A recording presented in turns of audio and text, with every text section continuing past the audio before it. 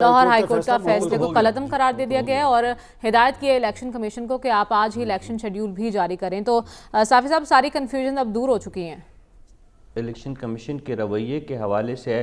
آج جو chief justice صاحب اور بینچ میں شامل دیگر معزز جج صاحبان نے جو نقطہ اٹھایا، جس کا جواب الیکشن کمیشن کے سیکرٹری اور جو وکیل تھے سجیل ساتھی صاحب ان کے پاس نہیں تھا کہ الیکشن شیڈول کیوں نہیں جاری کیا گیا، اور دوسری بات یہ ہے کہ اتنی عجلت میں اور اتنی سرعت کے ساتھ آر اوز اور ڈی آر اوز کے ٹریننگ کے عمل کو کیوں روکا گیا. اس سوال کا جواب اگر الیکشن کمیشن ابھی تک نہیں دے پایا ہے، میرے خیال میں وہ جب تفصیلی فیصلہ ہمارے سامنے آئے گا یا پروسیڈنگ کے بارے میں جب مکمل معلومات دستیاب ہوں گی تو ہم صحیح کہہ پائیں گے. لیکن جتنا ہم نے سنا اس میں الیکشن کمیشن اس نقطے پہ بالکل کمزور اخلاقی پوزیشن پہ آ گیا تھا. تو اس سے ثابت ہو رہا تھا کہ کچھ نہ کچھ دال میں کالا ضرور ہے. اور دوسری بات، مجھے حیرت تو اس جماعت پہ ہیں جو یہ سمجھتی ہے کہ ان کی مقبولیت عوام کی جڑوں میں اب بھی ہے اور ان کو کمپین کرنے کی ضرورت بھی نہیں ہے، ان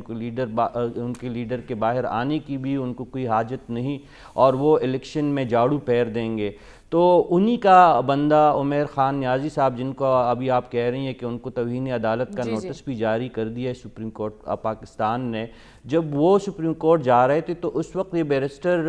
گوہر صاحب جو ہے، جو اس وقت پاکستان تحریک انصاف کے چیئرمین ہے، یا جو بیرسٹر علی ظفر صاحب ہے، ان لوگوں نے ان کو روکا کیوں نہیں؟ اگر وہ اپنی مرضی یا منمانی سے گئے تھے تو ان سے انہوں نے لاتعلقی کا اظہار کیوں نہیں کیا؟ اس پارٹی کو تو بالکل اس معاملے میں کوئی ہرڈل پیدا کرنے کا کوئی اقدام کرنا ہی نہیں چاہیے تھا. ایاز صاحب درست فرما رہے ہیں کہ جس طرح چکوال میں وہ جس طرح نشاندہی کر رہے ہیں کہ ایک جو غیر متعلقہ محکمہ ہے،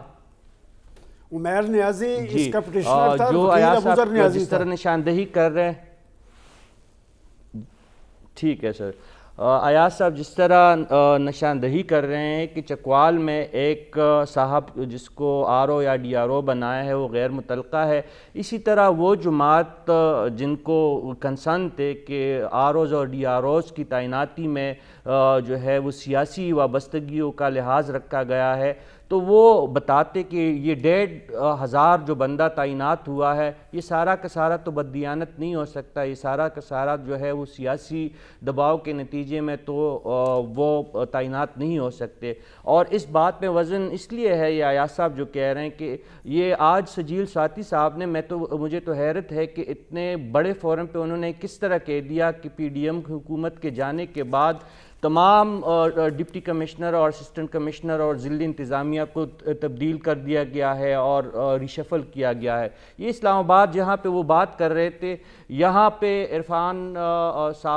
نواز میمن صاحب یہاں کے ڈی سی ہے اسلام آباد کے، وہ تو پی ڈی ایم کے لگائے ہوئے ہیں، وہ تو ابھی تک بیٹھے ہوئے ہیں. میں بہت سارے لوگوں کے نام آپ کو بتا سکتا ہوں کے پی کے مختلف اضلاع میں. تو الیکشن کمیشن کو اپنے اس رویے کو درست کرنا ہوگا اور یہ جو سیاسی جماعتوں کے کنسرنز ہے اس کو ایڈریس کرنا ہوگا. صافی صاحب، سپریم کورٹ نے ایک بار پھر بحرانی کیفیت سے نکالا ہے امتحان. اب الیکشن کمیشن کے آج شیڈیول آ جائے گا سامنے پھر؟ اصولاً تو عدالتی احکامات اور وہ بھی واضح احکامات اور سختی کے ساتھ، تاکید کے ساتھ احکامات کے بعد تو الیکشن کمیشن کے پاس انتخابی شیڈول مزید مؤخر کرنے کا کوئی اخلاقی اور قانونی جواز نہیں ہے. لیکن اس ملک میں تو انہونیاں ہوتی رہتی ہے. امید تو یہی ہمیں کرنی چاہیے کہ الیکشن کمیشن جو ایک آئینی ادارہ ہے، دوسرے آئینی ادارے کا لحاظ رکھتے ہوئے آج ہی الیکشن شیڈول جاری کر دے گا. اس پہ کوئی قباحت نہیں ہے. اگر ٹریننگ ابھی کمپلیٹ نہیں ہے تو ہو جائے گی. بیچ میں 1 ہفتے کی ٹریننگ کی شرط رکھی گئی تھی، اور یہ سارے جو ہے یہ ایسے افسران ہیں، ضلعی انتظامیہ کے ایسے لوگ ہیں جو تربیت یافتہ ہی ہیں اور ان کو قانون اور آئین کا بیشتر لوگوں کو پتہ بھی ہوتا ہے. اپنی ذمہ داریاں نبھانے کے حوالے سے ان کو اتنا زیادہ بتانے کی ضرورت بھی نہیں ہوتی. لیکن جب تک نوٹیفیکیشن نہیں آئے گا تو الیکشن کمیشن کے جو ابھی حالیہ دنوں میں ان کی طرف سے جو کچھ اقدامات ہوئے ہیں اس کو مد نظر رکھتے ہوئے سیاسی جماعتوں کو ابہام رہے گا. اور جب یہ شیڈول اناؤنس ہوگا تو اس کے بعد بھی الیکشن کمیشن کی ذمہ داریاں جو ہے مزید بڑھ جائیں گی اور انہوں نے جو ابھی تک عدم اعتماد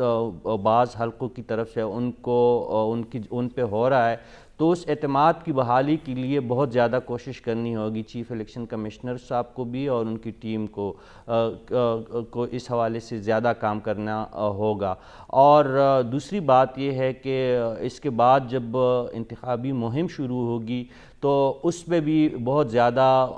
اہم کردار الیکشن کمیشن اور سیکیورٹی فورسز کا ہوگا۔ غالباً آپ بعد میں اس پہ بات کریں گے تو اس پہ اس وقت جو ہے میں زیادہ بات نہیں کرتا، لیکن اس فیصلے کے بعد کم از کم پنجاب اور سندھ کے حد تک یہ بات واضح ہو گئی ہے کہ آئینی اور قانونی رکاوٹ نہیں ہے۔ ہاں اگر کسی غیبی قوت کے ذریعے اس عمل کو روکنے کی کوشش کی گئی تو وہ تو ایک الگ بات ہوگی، لیکن جو کنسرن شو کیے جا رہے تھے کہ ہو سکتا ہے کہ 8 فروری کے انتخابات سے مسلم لیگ نون یا کوئی اور جماعت بھاگ رہی ہے، تو اس میں ہم نے دیکھا کہ آج کے دن بھی یہ تمام سیاسی جماعتیں باقاعدہ فریق بن کے سپریم کورٹ جانے کے لیے وہ پہنچی ہے، حتیٰ کہ باہب پارٹی کے خالد مکسی جیسے لوگ وہ بھی اس کیس میں مدعی بننے کے لیے تیار تھے، اور مسلم لیگ نون کی ترجمان مریم اورنگزیب صاحبہ کو میں سن رہا تھا، ان کا بھی یہی کہنا تھا کہ وہ لاہور ہائی کورٹ سے بھی رجوع کریں گے، شام کی بات ہے، اور سپریم کورٹ بھی مسلم لیگ نون جانا چاہ رہی تھی، لیکن وہ تو اچھا ہے کہ اس کی نوبت ہی نہیں آئی اور سپریم کورٹ نے فیصلہ سنا دیا اور الیکشن کمیشن کو 8 فروری ہی کو انتخابات منعقد کرنے کا کہہ دیا ہے۔ لیکن اس فیصلے کا جو زیادہ فائدہ ہوگا وہ سندھ اور پنجاب کو ہوگا، اور اگر الیکشن 8 فروری کو ہوتے بھی ہے، اور کے پی اور بلوچستان کے جو مسائل ہے وہ الیکشن قانونی اور آئینی کے ساتھ ساتھ وہاں کی سیکیورٹی کے معاملات پر ہمیں بات بہت کرنی ہے۔ زیادہ آپ نے کہا کہ گمبھیر تمام ہوتے جا سیاسی رہے ہیں، جماعتوں نے آج فریق بننے کی کوشش کی اور سب متفق تھے کہ الیکشن 8 فروری کو ہی ہونے چاہیے۔ صافی صاحب، جیسا کہ بتایا گیا کہ 2018 اور 2013 میں بھی سچویشن اتنی آئیڈیل نہیں تھی، تو مولانا کو اب کے حالات کیوں اتنے برے دکھائی دے رہے ہیں؟ دیکھیں، مولانا صاحب کا ان کی اپنی ایک رائے ہے، اور حالات تو وہاں پہ ٹھیک نہیں ہے۔ ڈی آئی خان میں جس طریقے سے سیکیورٹی فورسز کو نشانہ بنایا گیا، آج جس طریقے سے ٹانک میں جو واقعات سامنے آئے، باڑہ، تھیرا، اور مسلسل 24 گھنٹوں میں 6-7 جو دہشت گردی کے مسلسل واقعات ہو رہے ہیں، اور ایک نہیں کئی تنظیمیں جو ہے اس وقت پاکستان کی سلامتی پہ حملہ آور ہے، کبھی جہاد پاکستان کے نام سے، کبھی انصار جہاد کے نام سے عجیب نام رکھ رہے ہیں، اور خودکشوں کے جتے آ کے سیکیورٹی فورسز کو نشانہ بنا رہے ہیں۔ اس میں کوئی دو رائے نہیں ہے کہ سیکیورٹی فورسز جو ہے وہ الرٹ بھی ہے، وہ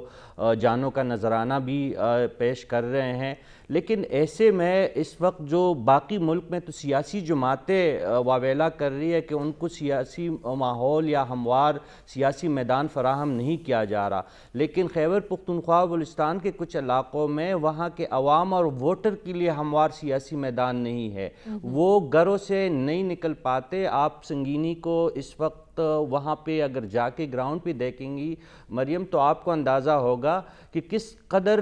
تیز رفتاری اور برق رفتاری سے پاکستان کے اندر دراندازی ہو رہی ہے، اور کس بلک کے انداز میں اور کس بڑی تعداد میں دہشت گرد پاکستان روز آ کے حملے کرتے ہیں اور واپس افغانستان چلے جاتے ہیں۔ اس وقت صورتحال تھوڑی سی مختلف تھی، نیٹو موجود تھا افغانستان میں، اور اتنی زیادہ ان کو آزادی نہیں تھی، اور اس وقت ہمارے ارد گرد جو ماحول بنا ہوا ہے، ایران میں بھی آج حملہ ہوا ہے، 12 ایرانی سیکیورٹی فورسز وہاں پہ